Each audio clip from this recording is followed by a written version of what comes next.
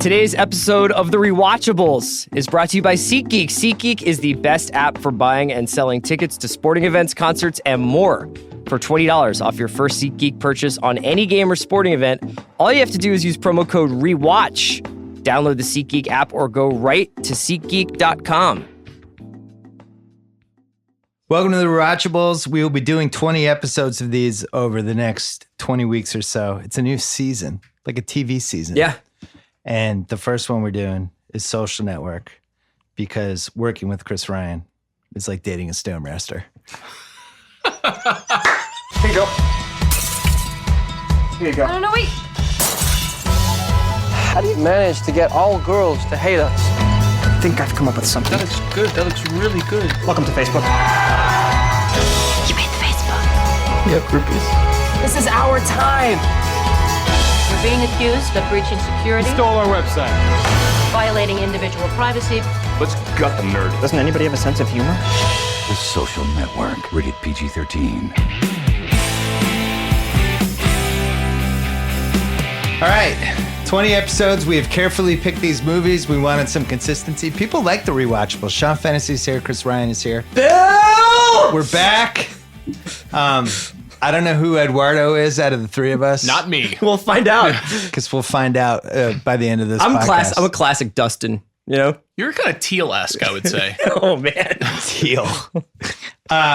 We've been circling this because the Zuckerberg stuff was really heating up. And The Social Network, which is a movie that the three of us really, truly loved, has now taken on a different context. Yes. As Facebook became one of the most powerful media forces we've ever had, that it actually affected the election. It is a dominant force for us for content, almost like the NBA playoffs. We write about it and it changes and it ebbs and it flows. So when this movie was made in 2010, Facebook had 500 million users and a valuation of 25 billion. I don't know what the valuation is now, but it's a lot more than that. Significantly right? more. It's like 250, 300 billion. Yeah. And they have to have they probably have 10 times as much as anything. Facebook, it's bigger than we ever imagined. It's scarier than we ever imagined. It's more potent than we ever imagined. Has this affected how you watch this movie in 2018? I'll tell you what, this is going to be probably unique among Rewatchables movies in that if we had done this 3 months ago, I think it would have been a different podcast. But to rewatch this weekend even, not only to see the stuff that has hints of the Cambridge Analytica scandal and all the privacy stuff that we will obviously talk about in this, but also the articulation of a certain kind of like internet behavior that I think has probably become really prevalent, and we're starting to really pathologize in terms of people's like just doing things for reaction, just doing things to stir things up, not really caring about the impact it has on other people and just sort of doing it to conjure up, to elicit a reaction. And also the conflict between Eduardo and Mark that I didn't really notice the first few times around, about Eduardo's desire to monetize Facebook, to make it an advertising platform. And we know how that eventually ended, that battle ended up, even though Eduardo wasn't on the other side when they eventually started making Facebook what it is today, which is the largest advertising platform in the world. And you left out the Me Too aspect of this, where this whole thing starts because he's pissed off at his girlfriend and goes home and creates this whole app to rate women against each other and just basically demean women. And that leads to Facebook. Yeah, it's predicated upon trolling. It's like a sexual indecency, and the fact that they withheld their ability to make money for a long time, which then led to them becoming more powerful than we ever could have guessed. It's really strange to watch it now. Right. I mean, even if you allow for great liberties in terms of the accuracy, I think if you just look at it as a parable, it has been proven to be true. This movie, you know what I mean? Yeah. Like it may or may not have, the inciting incident of Facebook may or may not have been a breakup, but I think that a lot of the truths in this movie have proven themselves out, you know? Well, there's a whole conversation we need to have about whether it matters that this is a movie that has now become, people watching, they think this is what happened with Facebook.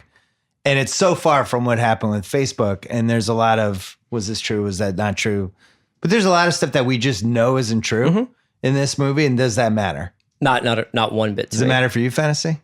I think it matters if we use this as a historical record, and a lot of people do.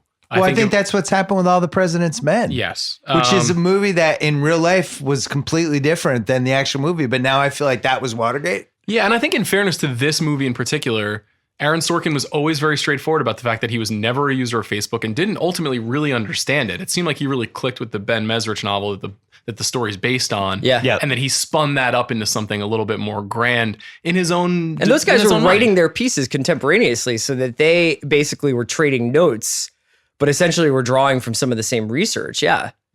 Did when this movie was coming out and you said they were making it off the Ben Mesrich novel, and then you find out Sorkin's attached and Fincher's attached, what are your expectations at that point? 2010 Miami Heat? I mean, it's an insane collision of things I'm interested in. Yeah. Like I remember specifically going to an early screening of the movie that Aaron Sorkin hosted, and then he did a long Q&A afterwards, and I saw the movie with my wife, and she could not give less of a shit about Aaron Sorkin, and I was wrapped afterwards. Like the movie ended, I raised both arms. I was like, yes, we have made one. Yeah. And then we watched the Q&A, and I was totally enthralled and really fascinated.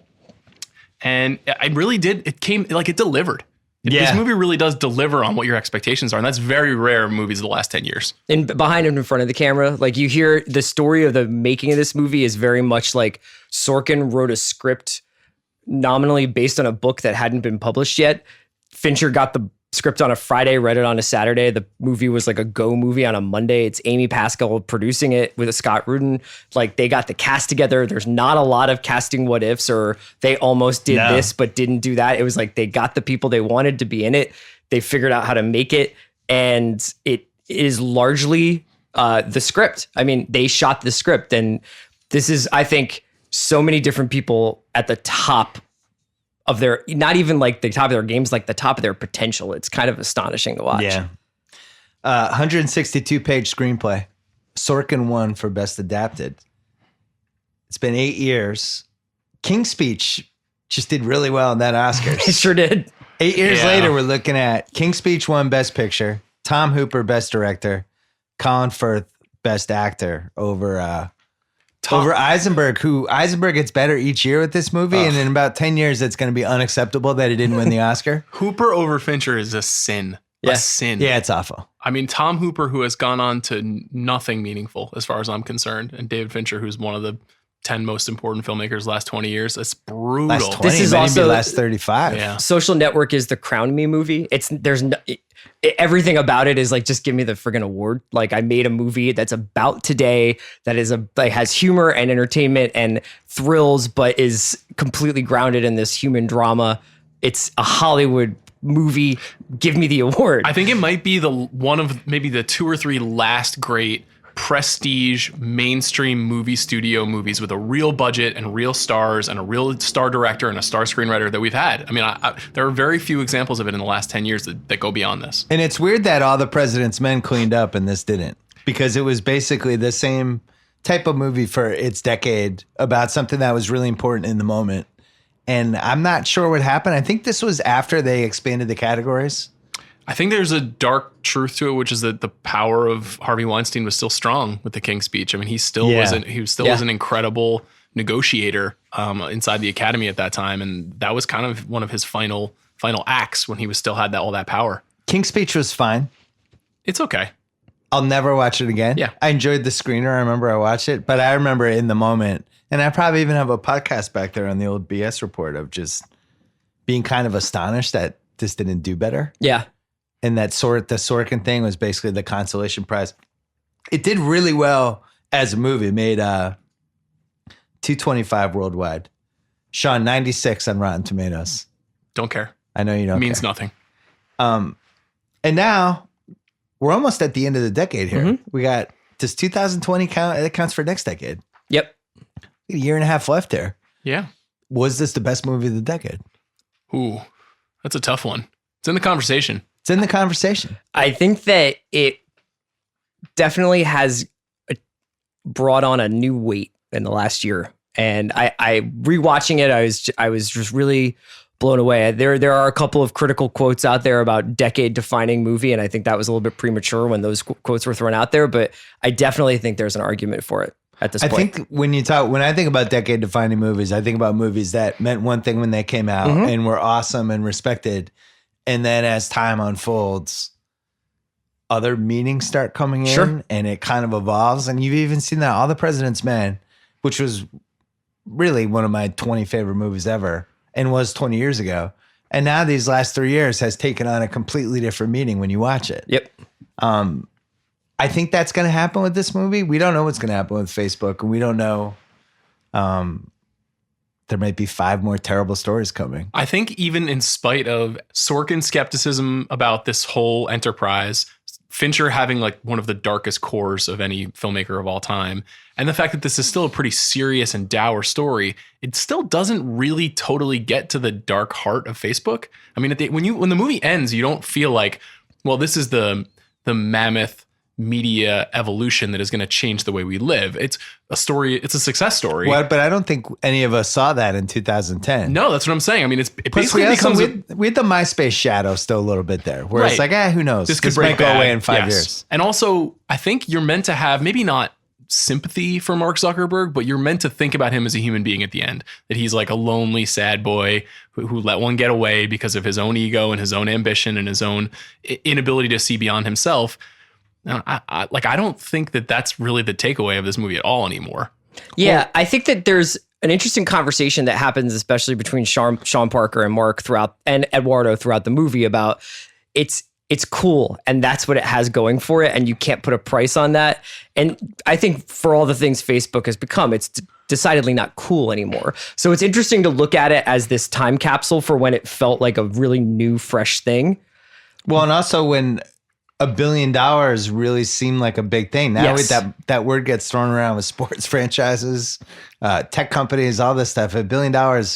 I don't know I think if they made that movie now, I think that line's a little bit different. Yeah. He'd be like, what if it's worth $100 billion? Right. $1 billion, it would like bounce off Mark Zuckerberg in 2018. But I think the essence of the movie is essentially about, I mean, there's a lot of different, it's about the American dream, and it's about class consciousness, and it's about ambition, but it's ultimately that this thing that was ostensibly supposed to bring people together was made by someone who had incredible social issues. And in fact, probably didn't like people very much. Yeah. And was not able to, in his real life, have friends. And that he created this thing that on the surface was supposed to bring us all closer together, but was driven by these sort of deep-seated emotions that were actually hostile towards humanity and hostile towards people's integrity and people's privacy and people's, reputations. And that is actually bearing itself out. And that is, I think, an unintentional piece of wisdom from the movie. Well, and it's also not what actually happened. It doesn't seem like.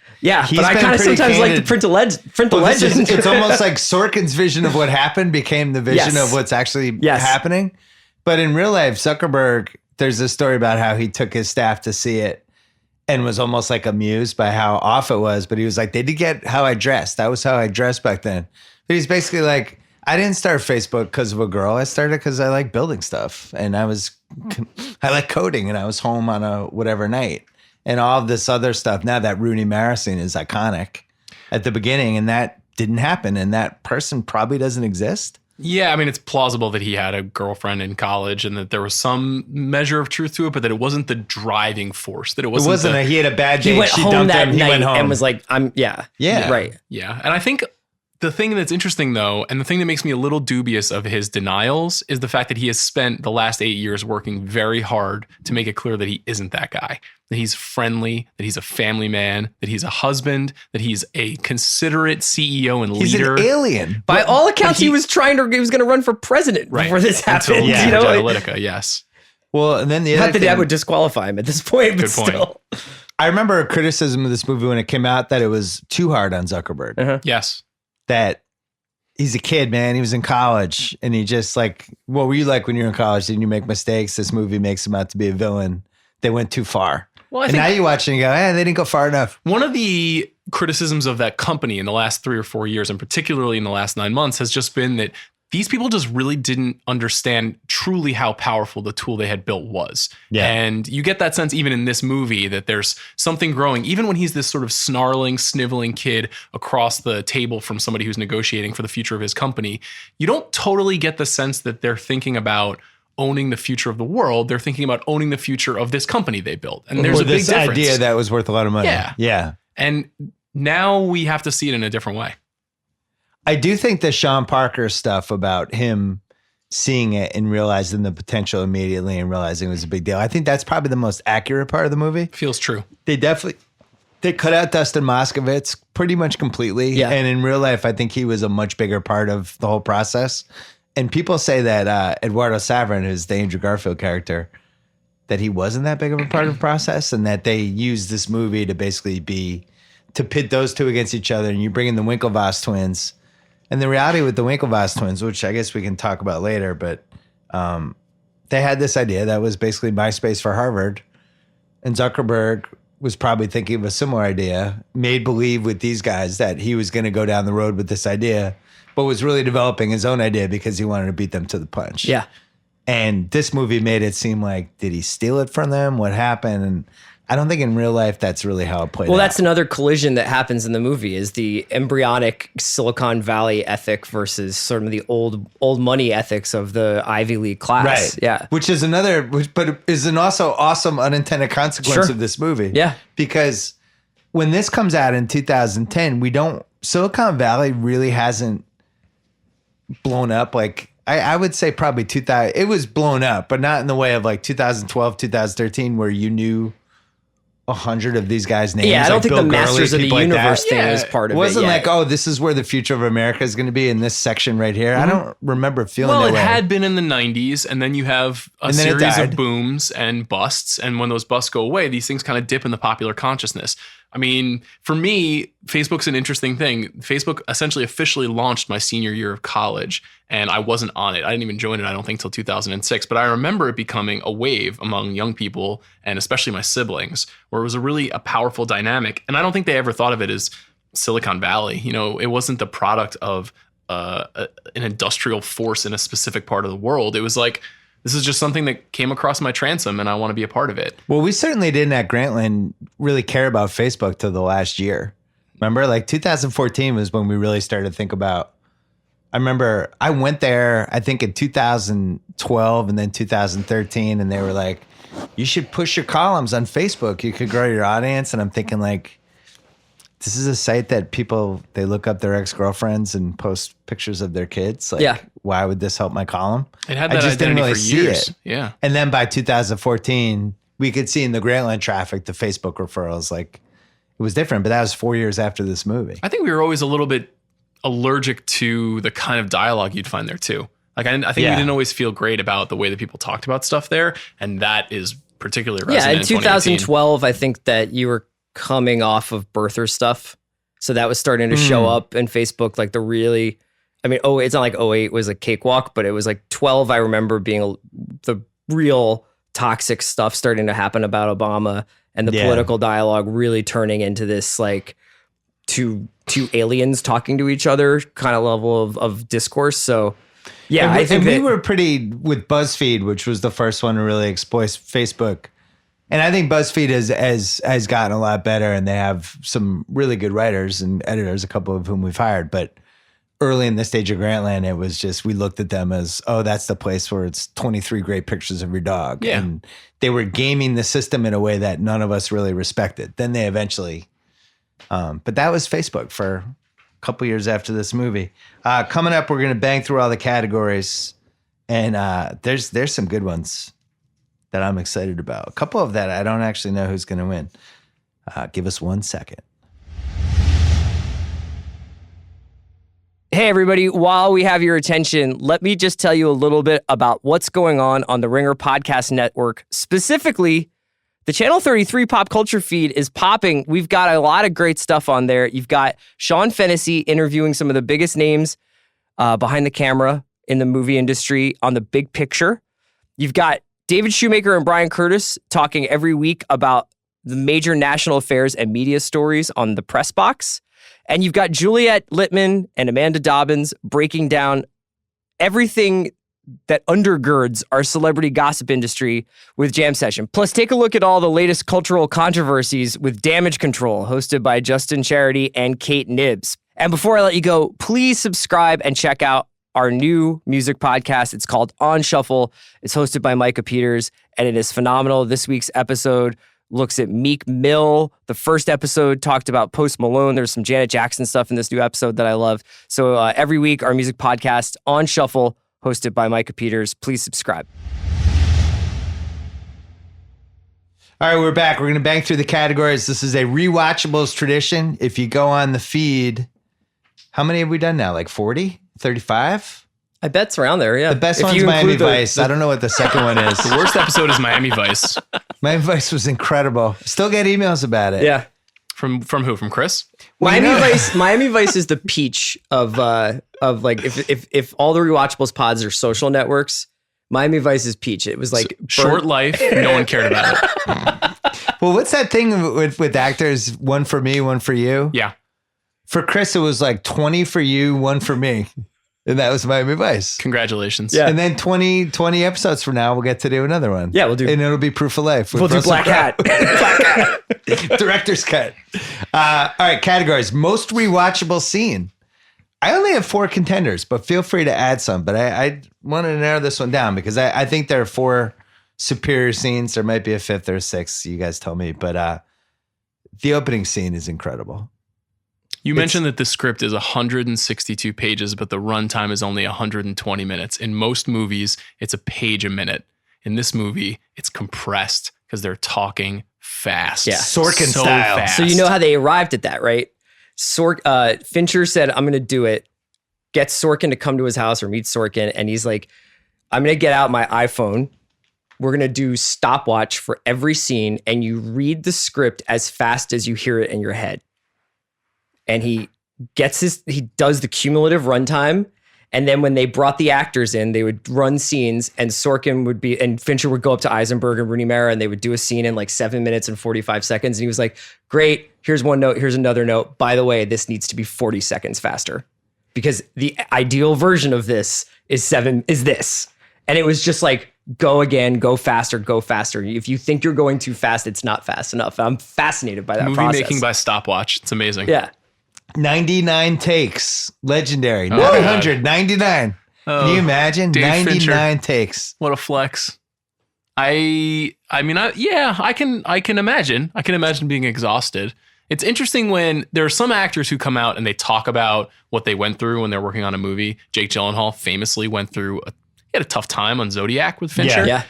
He And kind of made him like brain damage, he Jake did. Gyllenhaal by the He end. changed him. Yeah. You don't get that impression from Eisenberg. It's really a testament Neither to of how them. perfect Eisenberg is for this movie. Rooney Mara too, but Eisenberg throughout the whole movie he's just a metronome. He's just on it. He knows exactly where to go and how to go there. So I would say that across the board, the coolest thing about this movie is that it's the perfect writer and director at the perfect times in their careers, completely matched for each other. And they unbelievably find a cast who's like, sure, I can talk that fast. Yeah. Like I'll do 90 takes of it if you want. Like there's not enough they didn't ego have, there like, yet. the Tobey Maguire Yeah. to be like, hey man, fuck that. 99 takes.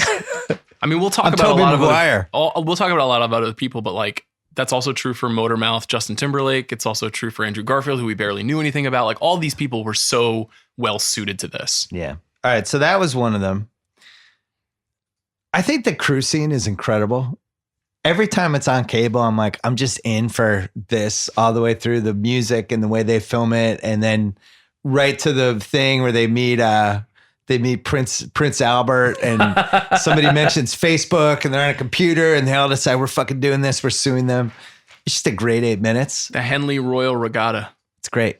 It's just great. It's a really, one thing I judge movies by is like if I can see in my head certain images of it. And this one has a lot of like, even in the beginning, you see Eisenberg walking through this fake Harvard campus and even like then music and it's just a lot of those moments where you're like, oh, that's in my head. Oh, that's in my head. Oh, that's over there. That scene in particular is a real, even though this is basically a chamber drama with people talking in rooms, it's Fincher being like, don't forget I'm David Fincher. Yeah, right. Yeah. I know I'm how really to good at shoot this race. Yeah, remember when I went under the door in Panic Room? Like I can always do this. Yeah. So the third one I have is the first Justin Timberlake Dakota Johnson scene, which is taking on a new life. Yeah. That scene's just really good and it should be terrible. And it's like you meet Sean Parker, you get all this information about him, you get a feel for the character, you get a feel for where Facebook is, it advances it along. she's hot in it. Yep. And it's just good. And Exactly like Napster. It's the only time he really feels like a movie star, really, in his whole career, is in that scene. So what do you do?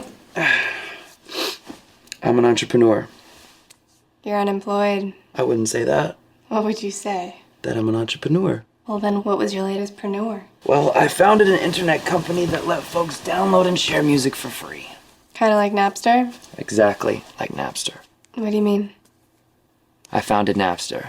Sean Parker founded Napster. Nice to meet you. I have issues with him throughout this movie, but in that scene, it's like, that dude's a movie star. Also, just like ingenious, like the fact that you have one of the last major label pop stars in some ways that was the major labels before Napster came along and changed the music industry. And he's playing someone who was obviously did Napster, but then is also like, this guy never made it because the majors came along and wiped Napster out eventually. Like the levels of irony to the casting and performance are pretty rich. Big star coming off the 06-07 stretch with his album. And, the SNL and all that. And they were catching him as like an A+ lister. It does something interesting too. It's essentially beats Game of Thrones to the sex position Punch by like 2 or 3 years, where, I mean, that scene, if you rewatch it, is basically just an excuse for Sean Parker to explain who he is. Also, the likelihood, I think, of a woman knowing who Sean Parker is,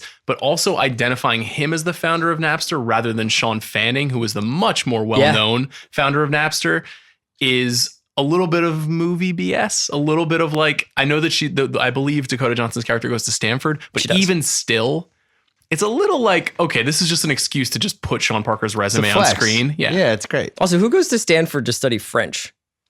Good, really good call. Oh, that's a great one. Yeah. That, you could have said that for the pick and knit section.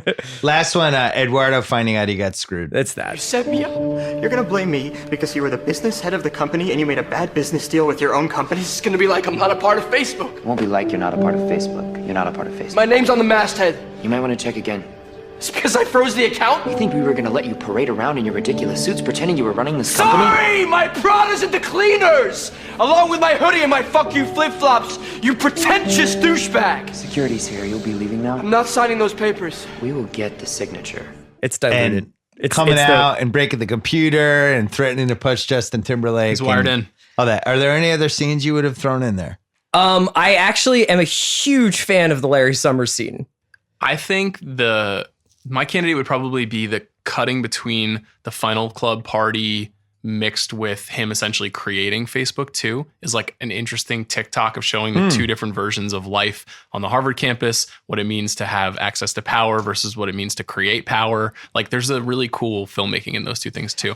So, and also just like it makes a movie about building code seem like a bank heist. Yeah. You know, like that's a pretty cool trick that they pull. Michael Mann couldn't do it in Black Hat. It's True really story. tough. You get people in front of computers. Hard to make The that good. track record's like 1 out of every 12. I love when It's just hard. Eduardo comes into the room and starts drawing the algorithm on the window. You know, there's just like great. Who knows if he actually drew anything on a window? Cutting but back and forth between the Phoenix Party or the Priscellian or whatever it is. Yeah.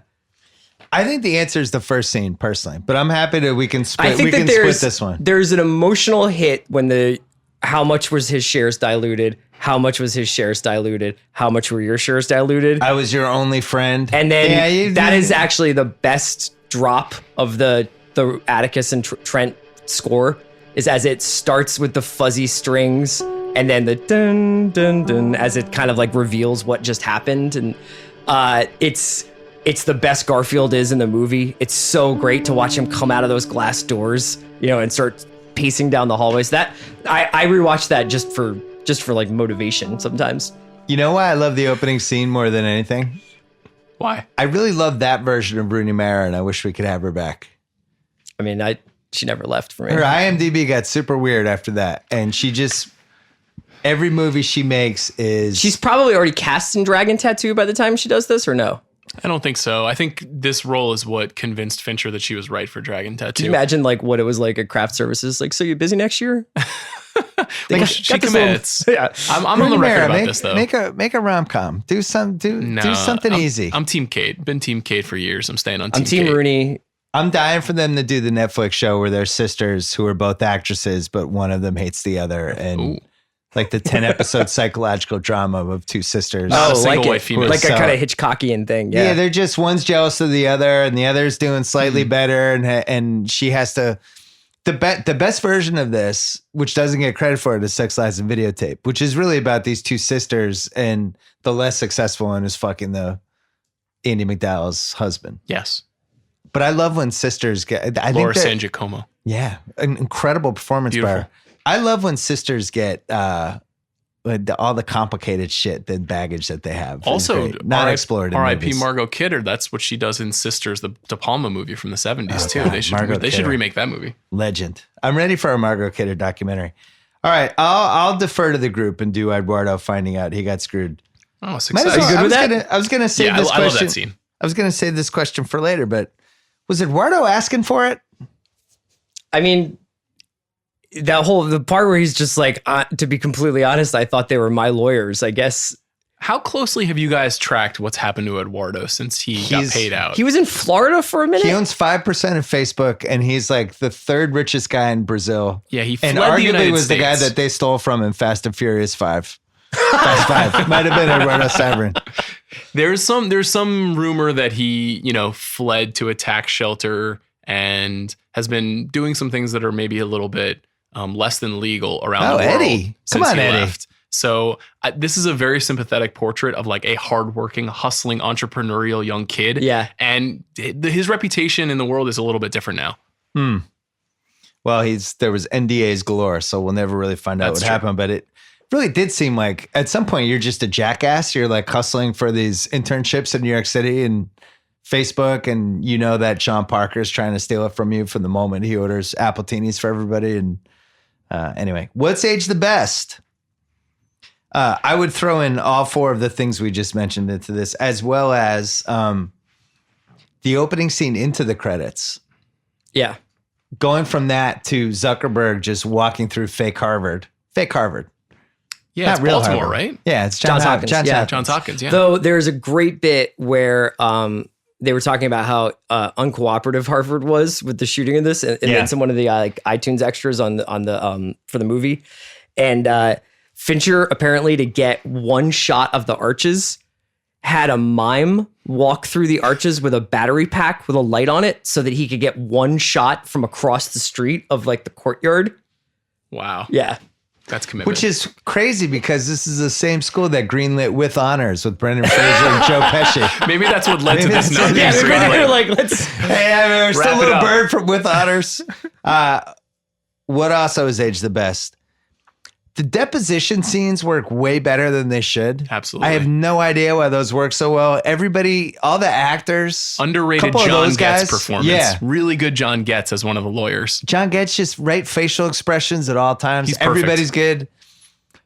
I'm not positive I liked Rashida Jones in this movie, but even she's good. I feel bad because that's a really underwritten character that I don't understand. You It's know? like let's throw some sort of famous female in their 20s and we'll just give her some lines, but Yeah. it's not really fleshed out. It's one of the laziest parts of it. I mean, there's a whole conversation, Chris and I have had it before, about the problem of female characters and everything Sorkin does. It's just not one of his strengths. The Army Hammer CGI.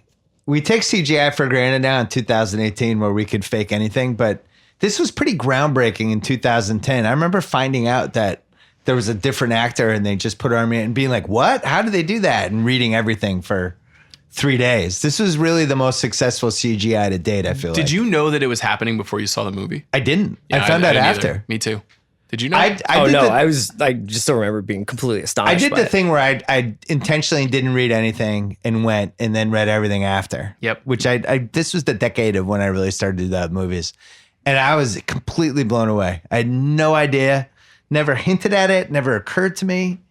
And that if you was would have pretty asked cool. me before this movie came out, who's going to have the bigger career, Max Minghella or Armie Hammer, I would have said Max Minghella 100 out of 100 times. He's very good. Oh, in this yeah. movie. Good in this movie. He'd been in a bunch of stuff. I'd never heard of Armie Hammer. It's funny how that had worked out, though, how Armie's really become such a force.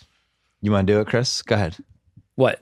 The I'm 6'5" line. Oh, it's like I'm 6'6", 220 pounds, and there are two of me. Yeah. What am I afraid of? And then finally, the music. Trent Reznor, Atticus Ross.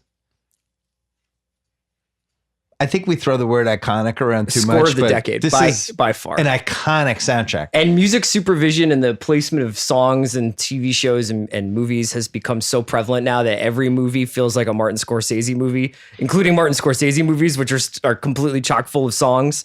Like they would just usually by the Rolling Stones. They would just much rather play like 13 songs that you know to kind of give you a sense. And this is such a timeless score. It has echoes of like new wave, new order type synth pop, this ambient, almost like little Joy Division. Yeah, like and a little like downtown 80s New York art music, and then also just like that classical piano figure that immediately sets you in every scene and ties the movie together. It's pure Trent Reznor. Shout out to Robert Mays. It's like it is beauty and anxiety colliding. Yeah. That's what all Nine Inch Nails songs are about. They're about like pain and awkwardness, and also like I know how to write the most incredible melodies in the world. And him doing it as film score is so smart. It was one of the all-time great pivots for an artist entering his like midlife. Like he's just so good at it.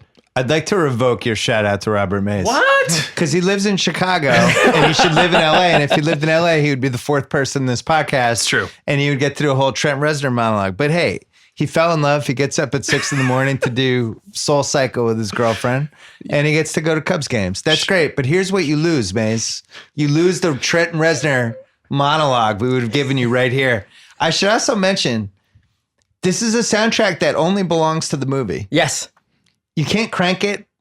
If you came over to my house and be like, what are you listening to? I'm listening to the Social Network soundtrack. True story. It is one of my go-to, I'm having a really hard time with this edit and it's 1 o'clock in the morning soundtracks for me though. When I'm like in a 7,000 word story that I hate. Shout out to all of our writers. Do you just walk through Sunset Gower like Jesse Eisenberg? A little bit. I mean, I have that look on my face for sure, but it has a weirdly calming, but also like pushing effect, like fucking finish this thing. Can I just say that the number one use of this score is in the social network. The number two use is in your office when you're pushing through on an editor. The number three use is when Steven Soderbergh did a black and white silent cut of Raiders of the Lost Ark and scored it with the Social Network score. He just put it up on his website. Really? Yeah, just for like, let's see what this looks like. And he was like, it was an example of Raiders is so good you don't need dialogue. And he just scored it with the Social Network. That's amazing. Yeah. The thing that bums me out, and I'm going to put this in, we're about to do we got to figure out what age the best, but the thing that bums me out about the soundtrack is at some point, some shitty car company or tech company or beer company is going to overpay everybody and use that Social Network thing, and we're going to hear it for a year. And every time it shows up at a beer, that's a Social Network If music. that shows up at a beer ad, I'm going to quit drinking. It's kind of sacred. Nobody should go near it, but I know it's going to happen. It has to. It would just completely misunderstand the point of that score too. Like if you put that in a car commercial, it doesn't make sense. Trent Reznor is actually crazy enough and convicted enough that he would turn down money and it would actually mean something for him not to do that. I'll bet he has. I'm sure somebody's wanted like Nine Inch Nails is closer to, be a Hooters commercial. And he's been like, no, under no circumstances. So I trust Trent. Incredible use of Closer in that ER episode where the guy stabbed everybody. Yeah. Remember that? Yes. What's aged the best, Chris? I'm going to go Winklevosses just because ordinarily what we would say is what a great movie, but with the special effects have aged so poorly. And this is like a really groundbreaking digital cinematography movie. And I think that the fact that they were able to pull this off and in 10 years later or however long later, almost 10 years later, we're still like, I buy that. I buy that there are twins there. And it's actually crucial because if they fucked it up, and even if it had been 3 years earlier, it probably taints the movie a little bit. It's like, that's weird. Oh, I could see that was the other guy in that scene. But it's so seamless. What do you think, Sean? I have one write-in vote. Okay, let's hear it. Which is... Write-in votes are always allowed. How much we should have been trusting the Peter Thiel character in the movie in the first place when he comes on as an investor. Wallace Langham, right? And then Wallace Langham from I actually Larry had Sanders that in Show. What's Aged the Worst. Yeah, well... Peter Thiel. I mean, it has kind of aged the best, though, right? Because it is indicative of kind of the future of Silicon Valley and a lot of the choices that he made. And the minute that Parker brings that character into the movie, it's curtains for Eduardo. And, that is borne out to be true in a lot of ways. I think the CGI also aged the best, just because I'm so impressed that it's been 8 years and, CGI is really good now. It is. We're hitting a point where we're going to be able to go back and like take Al Pacino from The Godfather and do a 10 episode Netflix series They're about the doing it. Godfather. The Irish. Martin That's what the Scorsese's Irishman new is. movie, Yeah. The Irishman, is young Bob De Niro, young Joe Pesci, and young Al Pacino. But at least that's new content. I'm saying they're Right. about to go back and really disgrace some of the things that we love. I bet Star Wars is like 5 years from that. I mean, we saw it with Grand Moff Tarkin, right? Didn't Yeah, we get in that Rogue One. in Rogue One? Yeah. What's aged the worst? Eisenberg Zuckerberg impression / character. Now that we have this whole kind of thing with Zuck, we've seen him in all these situations and he's so fucking weird and alien-like and awkward. That's only in public performance, though. Oh, I like this. Okay, good. I think it's like the Phil Hartman Reagan sketch. Great. You know, when everybody leaves the room, he just turns into a killer. He Like, turns that's- into the guy from the snarling guy from the depositions. Exactly. I I think hope you're right. There is subtext there because you can't get this powerful and this successful without that hard, deep edge. And I'm sure I'm he living has it. proof. Come on. I think it's just a really big missed opportunity for all the Senate hearings that he's participating in, for him not to have turned to like Patrick Leahy at one of these points and just been like, you have part of my attention. You have the minimum amount of bare minimum. attention. It's raining right now. Zuck having a Zuck on it message board has not aged well. No, that's not good. Message boards were a tough hang though. It's like that was pretty accurate. Everybody's got a lot of takes about Reddit, but it's like we were there. Yeah. Try 20 hanging years out ago. on Reddit is hiphopinfinity.com. elaborate compared to the other stuff.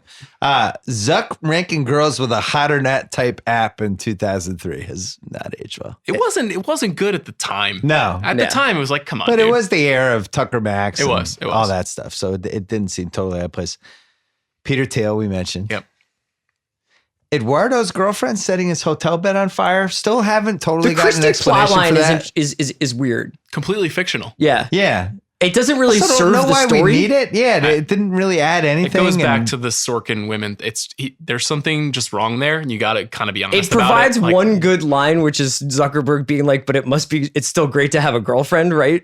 Like when he's just Yeah, like, that is she's good. crazy, she's, paranoid, she's driving me It's crazy. just weird. I'd love to hear the explanation. But it doesn't go towards anything. Like it doesn't make Eduardo any one thing so that it results in anything. It's her just character is important though, because her character, it does two things. One, it shows those two guys the glamour of creating and owning something despite being nerds. On Harvard. Girls are interested Yeah. in you, which that's a cliche, but I'm sure there is some truth to it for sure. And then additionally, she is used as the bridge to introduce to Sean Parker. That's how we get Sean And Parker. then we in the never movie. should have seen her again. And then, she did not have to light a I trash can called on you fire. I texted you 47 times that I'm lighting your bed on fire. It's like, what? I suppose she goes. Their relationship is supposed to be like maybe why Eduardo doesn't have his eye totally on the ball for a while, but that they don't even actually ever explicitly say that. The last thing that's aged the worst, executive producer Kevin Spacey. Yeah. Tough one. What's aged worse, Chris? I think the Christie character and the Christie relationship. lighting the bed on I mean, fire. obviously Yeah, the not Spacey great. thing Same. goes into a category by itself. I feel the same as well. Hey, Bill, why don't we get into casting what ifs brought to you by ZipRecruiter, the smartest way to hire? Casting what ifs. I only have two, unless you guys could find anything. Shia LaBeouf turned down the role of Zuck. Wow. Turned it down. He's too manic. He wouldn't have been right. Eisenberg is an A+. Grantland fan Eisenberg. Yeah, he is. Submitted- Well, he's a big Bill Simmons fan. I have him on tape saying, "Do you work with Bill Simmons?" He submitted a piece to us that ended up running in the New Yorker instead. It was It's good. a It nice just didn't fit fallback into for some Grantland. people. Yeah. I love Eisenberg.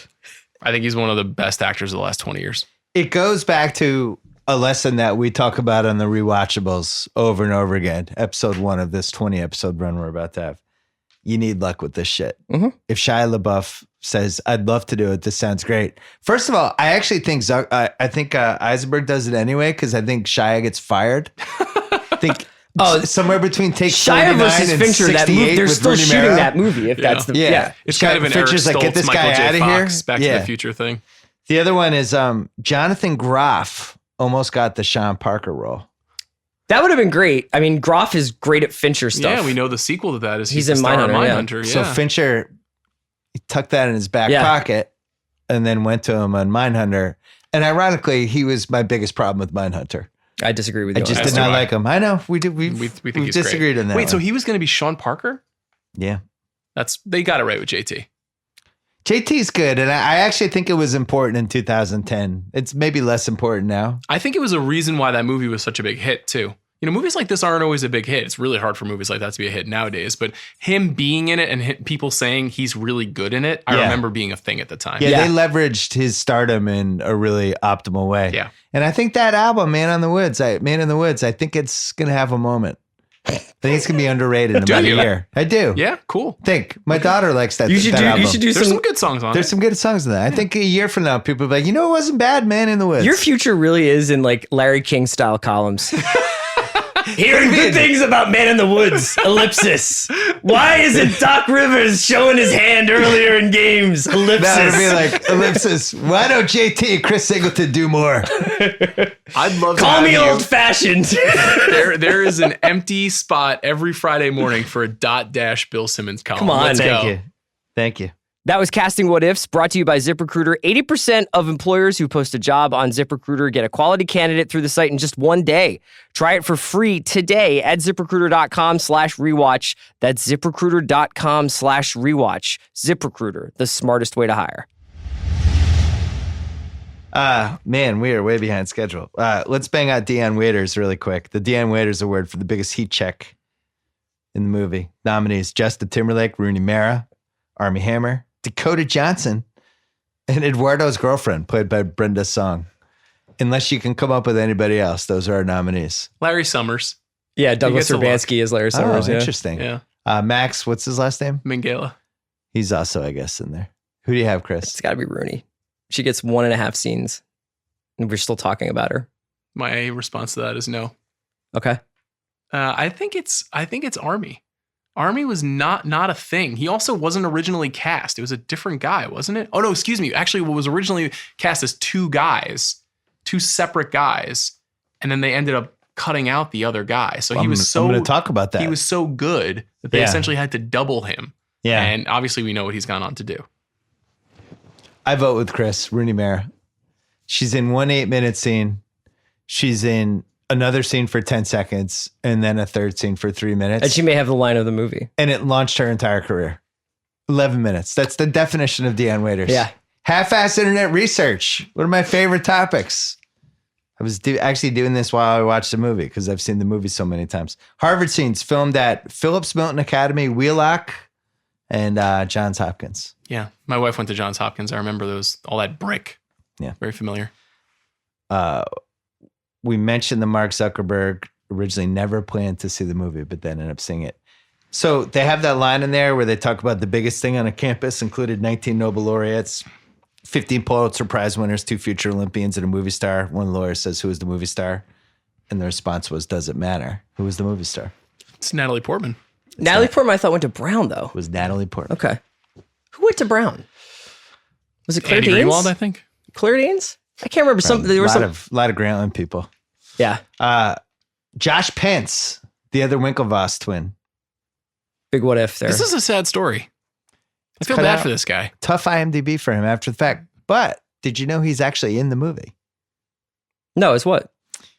The scene when they're hooking up with the girls in the bathroom and then they go out and there's this guy with like facial hair and he's like, "What's going on in there?" It's like, "Oh, they're just finishing up." That's Josh Pence. Oh, wow. They threw him in there to just get his face in a movie scene. That is a classic tough beat. Yeah.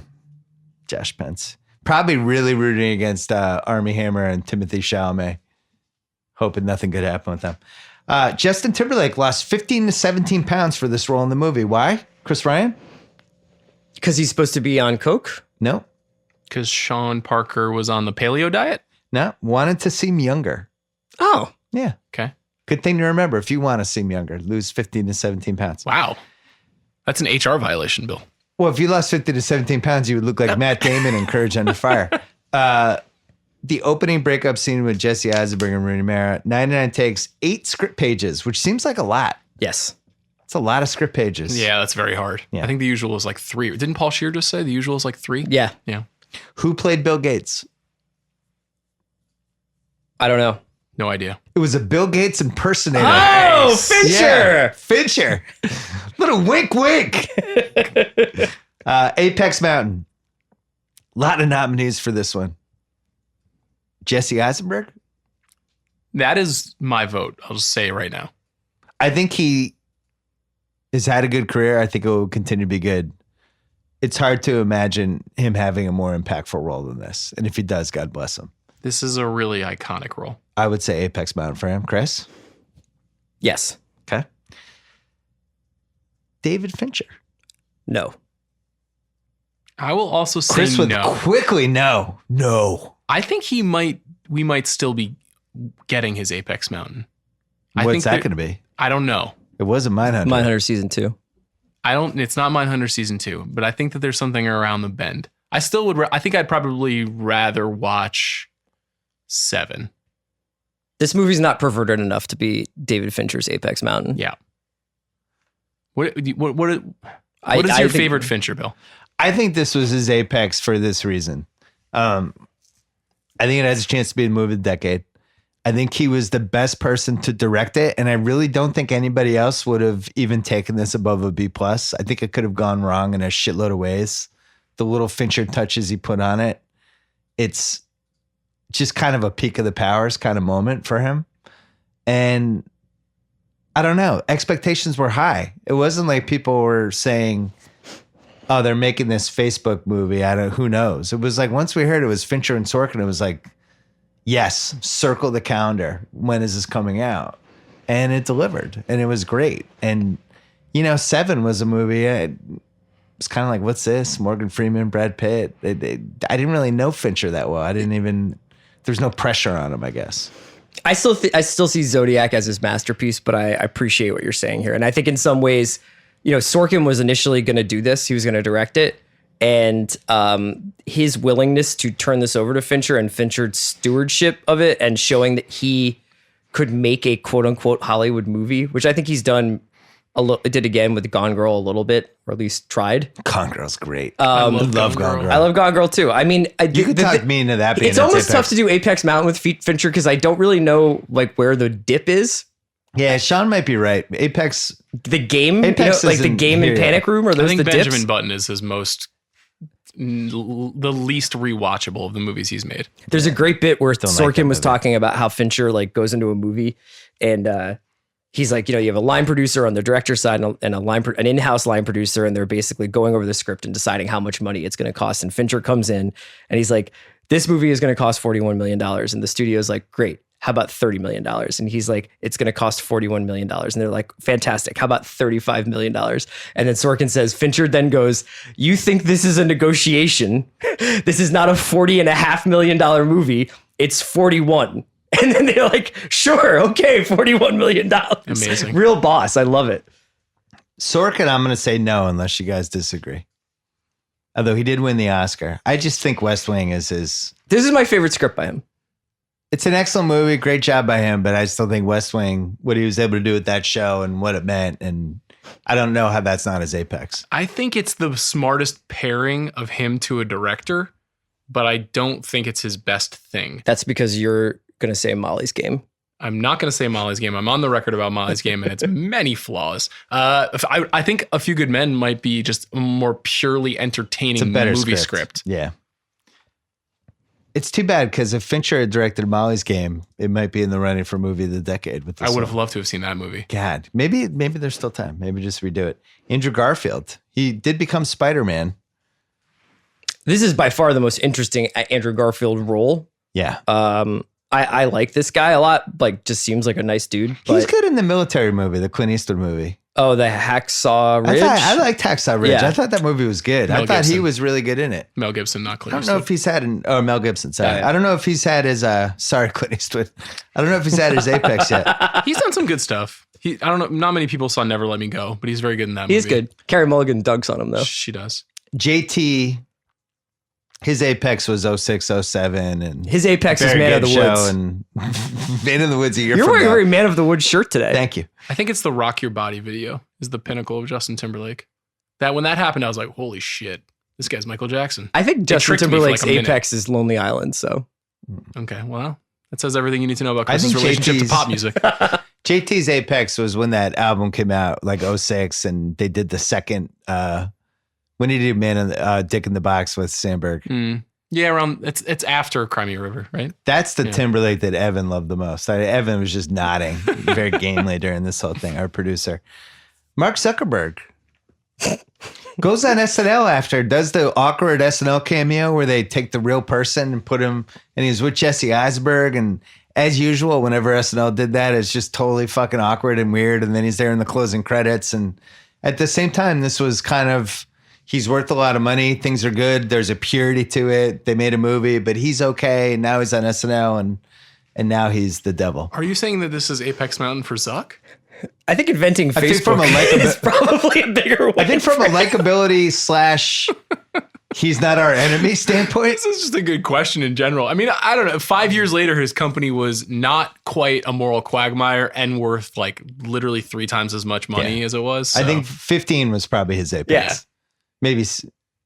Yeah, 15. As recently as 2016, people were like, he should consider running for president in 2024. Well, let's make sure that doesn't happen.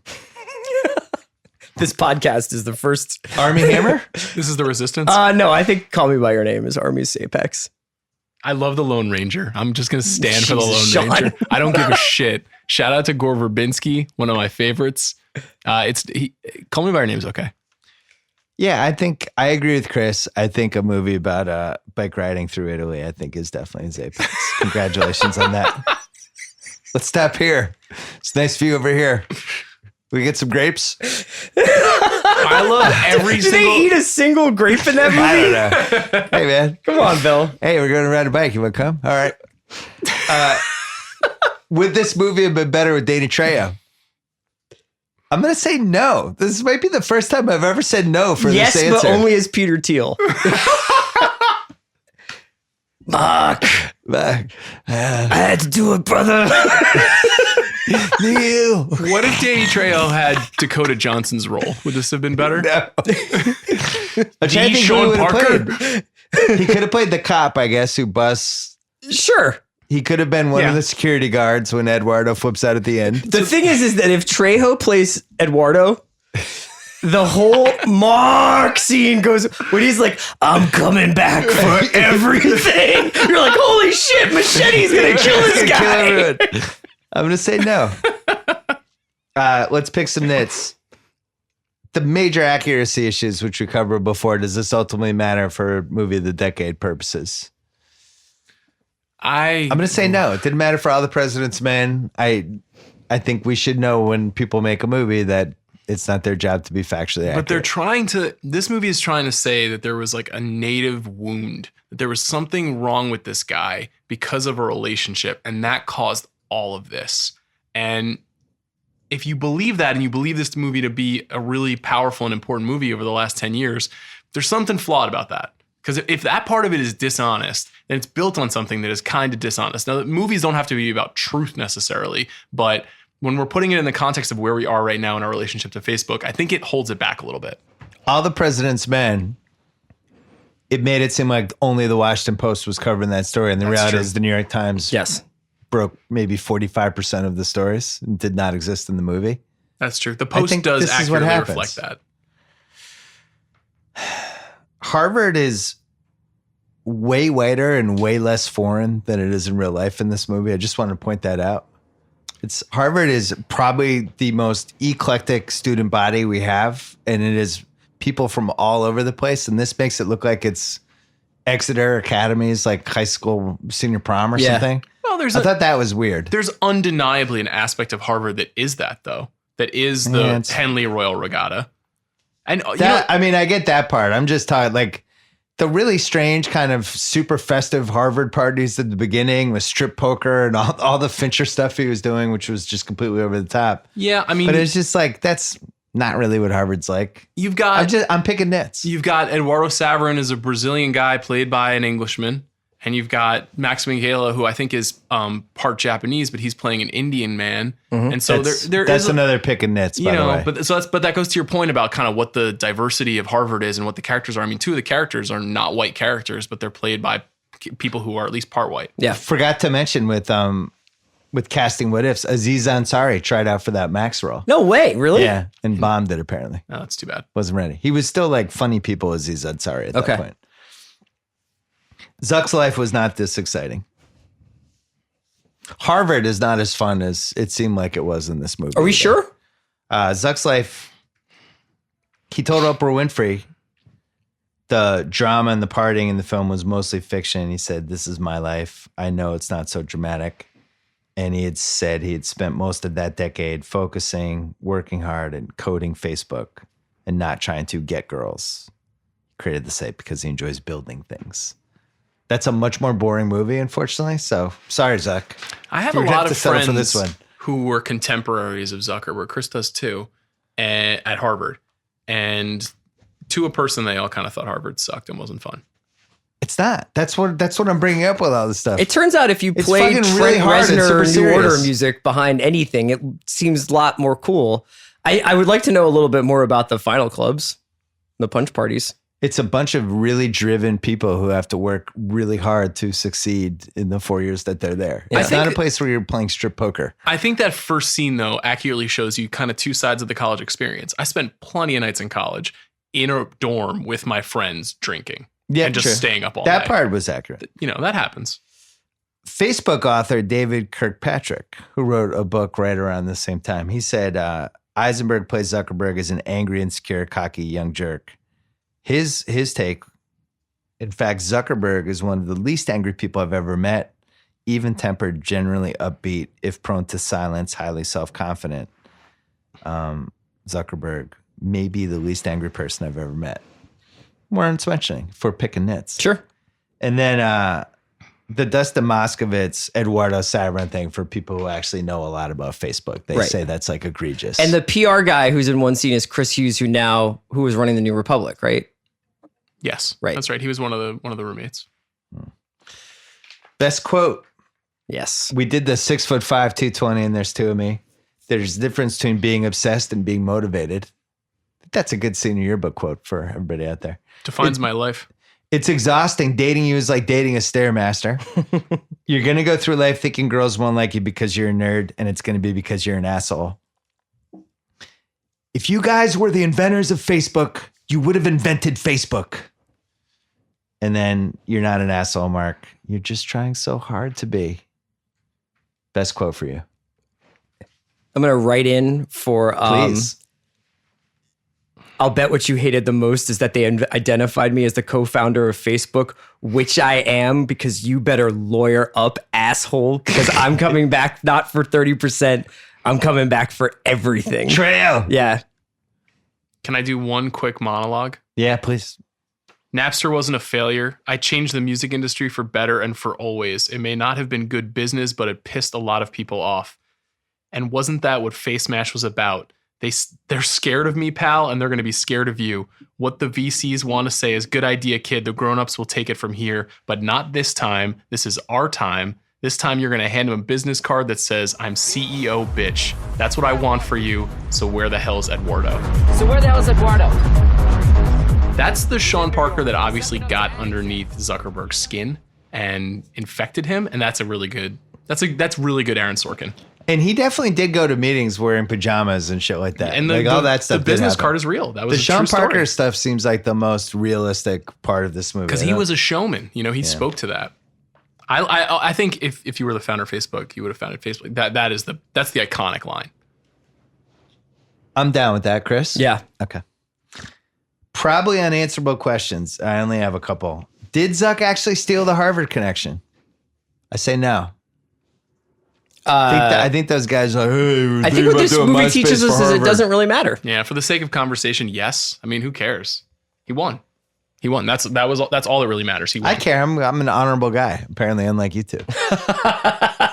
The thing is it's just ask Nas. No idea is original. You know, everybody has the same idea at any given time, and you're always trying to figure out who can get to the bottom of it. Those guys know it too. Those guys know that the only thing that matters is that he had a column was a completely original idea. Okay. Yeah. Thanks. Was this movie too harsh about Zuck? No. Okay. Should have been harder. Yeah. Not on him as a human being, on what he was doing. I return to the original question from the beginning. Was this the best movie of the 2010s?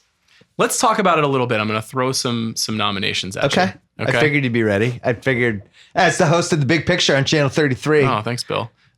Boyhood. Nope. Keep going. Mad Max Fury Road. Nope. 12 Years a Slave. Nope. No. Django Unchained. Nope. Nope.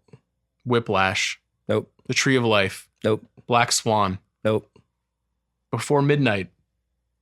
No. Arrival. No. Looper. No. Moonlight. No, but it's the first time you got my attention. Birdman. Uh-uh. No. The Master. Too many people. I know too many people who are just like, what the fuck was that? I think that's a movie for a small group of people that are just like, wow, that spoke to me. Here's the first real genuine contender. Okay. Get Out. Ooh. Very Okay. interesting bookends. Okay. Well, we sung Get Out's praises earlier. You gonna say Sicario or what? I don't believe it's in the conversation. What decade was Miami Vice? Oh, last decade. That's right. It should be banished. Here's the completely. thing. Get Out. What else do you have? There's a few more. Spotlight, I wouldn't say, but I think some people would say that. The Martian. I don't know. Skyfall, maybe. No. I think this is actually maybe less of an argument than I thought it was going to be. I just realized we skipped a category. Which is what? The Mark Ruffalo overacting performance for the They Knew. Forgot to put that in. That's the obvious winner. That's the obvious winner. I think. I think Garfield. Yeah, I think like Timberlake it at the works. Timberlake at the sushi restaurant is like, he's really going for it. You know what's cool? Yeah. Yeah. Yeah, it seemed like he had rehearsed that scene with a couple different acting coaches. Did we put "You Know It's Cool" $1 billion in as one of the lines of the movie? See, I think Timberlake wins this. I think he's overacting this whole movie. We just liked him, but you watch that and he's kind of underqualified for that role. He's just likable and it's Justin Timberlake, but I never feel like he's Sean Parker. He's always Justin Timberlake. I think there is something kind of like slick and cheesy and performative about the real Sean Parker, though. And so because of that, he's kind of a perfect fit. Would you, well, let me just throw this at you, because if this is the best movie of the decade and you want somebody who's awesome in that part, like if you took Leo circa 1998, maybe even 96, somewhere in the 96 to 98 range, and you made him Sean Parker, you gave him that performance. Leo is 1 million times better as an actor than Justin That Timberlake. is my point. Okay. You kind of have to have if you put somebody that like part that. in the hands of somebody who really knew what the fuck they were doing. But if you put what's that movie? If you put 1973 Al Pacino as Mark Zuckerberg, he also would have crushed it. That's a hard game to play. That would have been weird. I think it would be 1968 Dustin Hoffman. Sure. Okay. Yeah. Sure. Yeah. How about This is a fun game, though. Yeah. Oh, 1968 Dustin Hoffman's a good one. Yeah, it's essentially the same character, right? You have the minimal amount of my respect. I think Timberlake wins it though. The Spotlight The Award. Mark Yeah. Ruffalo. Are we still gonna do? Are you still doing Who Won the Movie? We're about to. Okay. Anything else you want to add? No. before we do it? I wanted to say why I thought. Go ahead. So best movie of the 2010s, we feel like it's basically Get Out or Social Network right now. And just for the people listening out there, for us, this category is encompasses how well done was it, how resonant was it in the moment, what kind of meaning has it taken as it gone along? Was it the apex of a lot of different people's careers? Was this the maximum somebody could have gotten out of this IP? There's a whole bunch of different parts to it. Yeah.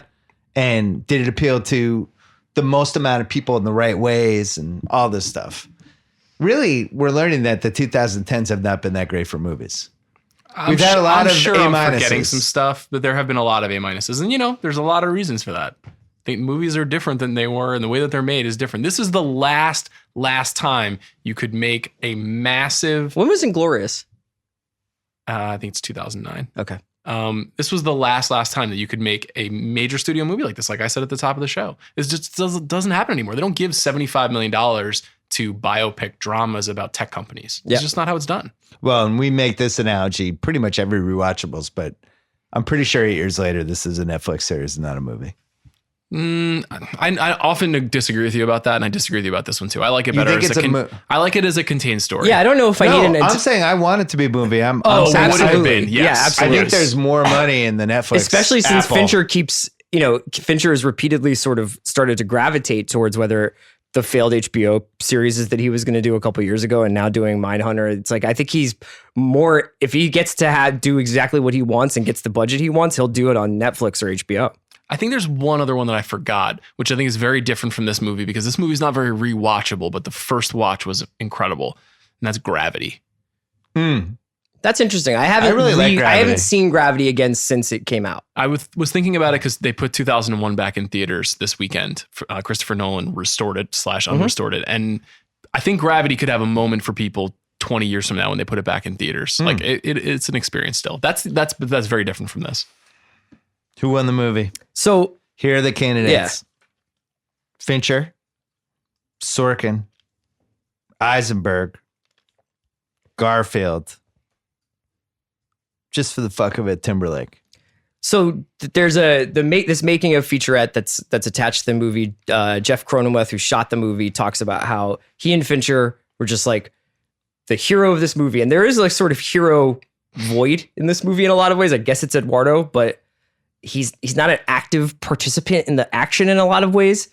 The hero of the movie is the dialogue, and the dialogue actually is the architecture for the way that the film is structured. So the same way that in the first scene of the movie, Erica and Mark are having this conversation that will have a line, then refer back to that line 3 lines later, and they'll be having 3 or 4 different conversations within one conversation, is the mirror for what they do when they start doing 3 or 4 depositions on top of each other, and they're cutting to different office rooms and then cutting to the action that those office rooms are referring to.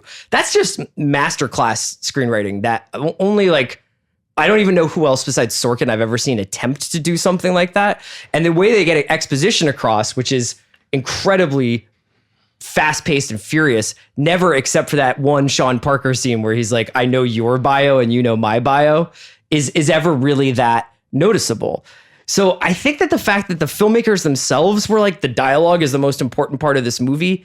And then when you get to the actual rewatchability, we could have sat here for 30 minutes doing lines. And when you turn this movie on, you're never like, oh, I missed the part that I liked or anything. Like you could watch this movie from the last 10 minutes or the first 10 minutes. It doesn't matter. I think it has to be Sorkin.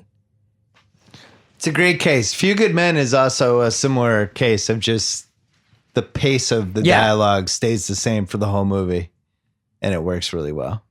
I'm torn though, because I feel like the Sorkin Fincher thing goes hand in hand. It's tough for me to pick one. I know we're going to have to, but I want to hear Sean's take first. Unfortunately, it's not very interesting because I agree with Chris. The movie only won 3 Oscars. It won screenplay for Sorkin. It won best score for Atticus Ross and Trent Reznor, and it won best film editing. And the film editing and the script go hand in hand. There's something about the kind of staccato cut nature of the way that everybody delivers the dialogue and the way the scenes move and the way everything is going on a dime all the time. Same goes for the music. All that stuff syncs together. And without an amazing script, it doesn't have it. And I think that this was also, I remember when Sorkin won, it was an acknowledgement of like a master has his time. And he's often considered a master of his form. He's considered one of the 5 best living guys who does this. So I'm going Sorkin. I also go Sorkin, but I don't want to sleep on how good Jesse Eisenberg was in the movie. Yeah.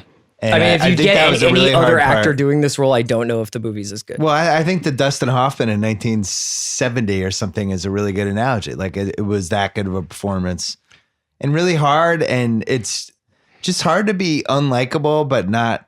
Yeah, you think about the vanity that movie stars have. How many movie stars would be like, make me this, I'll do this. Well, they'll be unlikable, but they would do it in a cartoonish way, like as the superhero villain or something like that. But that's the sad thing about what I was saying before. I mean, the only movie we've really seen Jesse Eisenberg appear in the last few years are the DC movies where he's playing Lex Luthor. I mean, that's a bummer. I wish he was making more movies like this. Yeah, he should be making a movie about like some diehard Knicks fan who decides to try to frame James Dolan for something, and maybe we should write that movie for him. A black comedy, and it goes wrong or something. I think Jesse Eisenberg, some good stuff's happened, but I think after this movie, I felt like that guy's gonna really have a career in a big, big way. And now 8 years later, I don't know. I'd like to see him. I think he's got a pretty good life. Sounds like he's just like chilling in Indiana with his wife and does a DC movie every couple years. No, but I think there's a Dustin Hoffman run in him that I think he could have. I think the problem is probably that Jesse Eisenberg doesn't actually get offered parts in anything interesting. It's like the kinds of movies that are really getting made today. He's in the DC movies, but like what are the movies that Jesse Eisenberg is getting boxed out of? I'm a defender of the movie American Ultra. Which I like that movie too. Not a lot of people saw. It was him and Kristen Stewart. I think it's really interesting, weird, oddball, like action movie. And I wish that he at least got a chance to make more movies like that, but it's just Well, it's not the interesting, time. like, Joaquin Phoenix, who I think you could argue in 2010, if we were Pepsi Challenge, it would have been dead even. But as for whatever reason, people love giving him really crazy, awesome parts. And maybe Jesse Eisenberg needs to just be more crazy in real life. Jesse Eisenberg needs like a Spike Jonze movie. He needs like a Noah Baumbach movie. Or he needs one of these directors to just adopt him. You're just like, you're Where my he guy. gets the Damien Chazelle, like I get the 3 movies in a row. Unfortunately for him, he got on the Woody Allen train. I mean, he made a couple of movies with Woody Allen. That's the thing. I want to do his last 8 years over again because I just think like he probably had really good offers on the table. I'm sure. I'm not giving up on him. I'll buy all of your Jesse Eisenberg stuff. He's great. That's it. Episode 1, 20 episode series. We got some great stuff. The What's one next? I'm most excited about, I'm not going to spill what we're doing. What's next is we're doing Denzel next week. Right. Okay. I'm not going to spill any of the 20 movies. We'll tell you like a week in advance. So if you want to watch the movies ahead of time, you can watch it. The one I'm excited about, and the one I think all 3 of us were meant on the earth to do, is July 4th Jaws. Can't wait. I don't know how long that's going to I'm be. staying alive just for that. My peak emotional experience. I feel the same way about that as I do for Game 7 against LeBron. If that happens, like I probably would do a hyperbaric chamber before. I might take a nap. I might change my diet. I might change my diet for that thing. I'll do the entire pod as Roy Scheider from All That Jazz. There's so many conversations I want to have about that movie, but the whole Roy Scheider being what athlete was Roy Scheider is I'm ready to go there for 15 minutes. He is the most underrated 70s actor by far. It's kind of like an amazing IMDb and he's never discussed. It's like Roy Scheider. It's like Jaws was just Spielberg. Yeah. It's like Roy Scheider doesn't matter in that movie to people. And it's like, you're all crazy. what is he, Alex English? What's the comparison point? No, here? he's so much. That's the thing. It's not Alex English. It's like, Lever? Is he it's like Duncan? George Gervin. Yeah. Yeah. Okay. All right. He was like George Gervin was like the best 2-guard for 10 years. And Roy Scheider was an A+ lister for 9 years. This is going to be a great pod. Yeah, I can't wait for that. So anyway, Rewatchables, tell your friends we're back. We're back for the next 20 weeks. Thanks to Evan. Thanks to Zach Mack. And don't forget to subscribe and pass the word. We'll see you next week. Like us on Facebook.